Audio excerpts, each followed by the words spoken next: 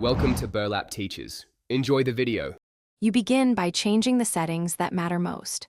Open Outlook settings, enable focused inbox, and confirm clutter is off so filtering is predictable. Then mark clear unwanted messages as junk to teach Outlook the pattern. This trains Microsoft's filters. Next, block repeat offenders by adding their addresses or whole domains to the blocked senders list.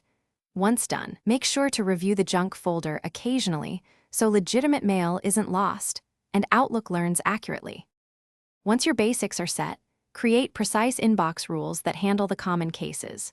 You can move messages from specific senders into folders, delete ones with suspicious keywords, or flag probable spam for review. At the same time, add important contacts and domains to safe senders to prevent false positives.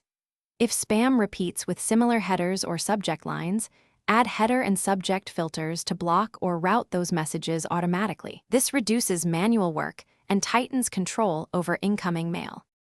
To finish, tighten server-side protections if you use Exchange or Office 365 by adjusting spam policy sensitivity and enabling quarantine. Report phishing to Microsoft and use verified unsubscribe links for legitimate lists you no longer want.